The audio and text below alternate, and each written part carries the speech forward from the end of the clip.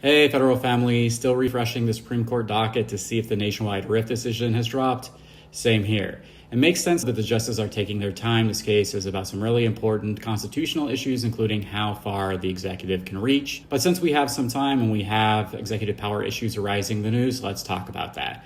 I keep getting DMs saying, hey, if the president's the commander-in-chief, can't he just send a military wherever he wants, like the weekend strikes in Iran?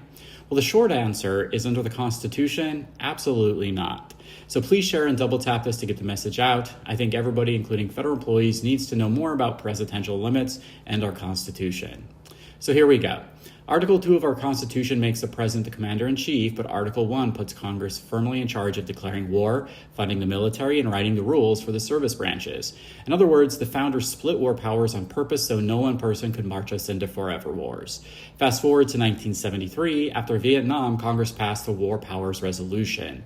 It does three big things. 1, consult. The president has to talk to Congress, quote, in every possible instance, end quote, before introducing forces into hostilities. 2, notify. Within 48 hours, the White House must file a formal report. And 3, clock. Without a declaration of war or specific authorization, combat operations have to stop after 60 days, with a 30-day withdrawal period. No vote, no money, no war. Congress also wields the purse, right? Even if a president pushes the envelope, lawmakers can simply refuse to appropriate funds or to tie money to strict conditions to shut the mission down. That's why every modern conflict eventually comes back to Capitol Hill for an authorization for use of military force, or AUMF.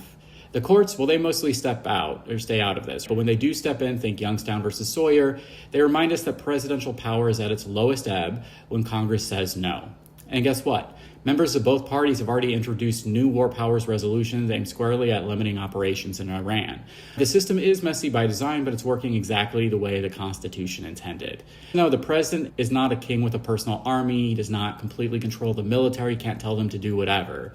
He or she is a co-equal player in a three-branch game where Congress writes the checks and the Constitution sets the rules. So hope that quick civics charge helps while we all wait for SCOTUS to rule on the RIF case. Please follow me for more constitutional deep dives, and remember, informed federal employees are empowered federal employees. And let me know in the comments, should the president follow the Constitution? What do you think about separation of powers? Any thoughts or questions about that RIF case? Let me know and I'll try to follow up. Thank you everybody for your support, and I hope you have a great day.